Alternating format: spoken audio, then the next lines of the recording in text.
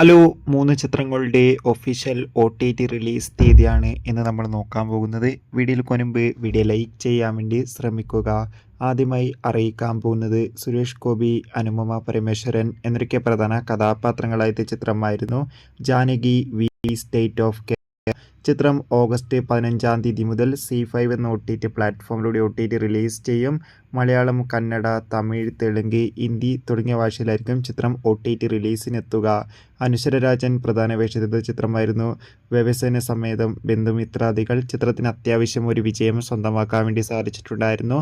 ചിത്രം ഓഗസ്റ്റ് 14 തീയതി മുതൽ മനോരമാക്സ് എന്ന OTT പ്ലാറ്റ്ഫോമിലൂടെ OTT റിലീസ് ചെയ്യുമെന്ന് കൺഫേം ആക്കിയിട്ടുണ്ട്.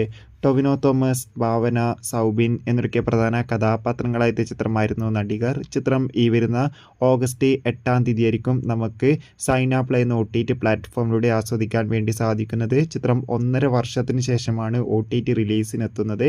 എന്തായാലും കാത്തിരിക്കാം. കൂടുതൽ ചിത്രത്തിനായി നിങ്ങൾ ഏറ്റവും കൂടുതൽ കാത്തിരിക്കുന്ന ചിത്രം ഏതാണെന്ന് കമൻറ്റ് ചെയ്യാൻ വേണ്ടി ശ്രമിക്കുക. കൂടുതൽ സിനിമാ വാർത്തകൾ പെട്ടെന്ന് ലഭിക്കാൻ വേണ്ടി ചാനൽ ഇപ്പോൾ തന്നെ സബ്സ്ക്രൈബ് ചെയ്യൂ.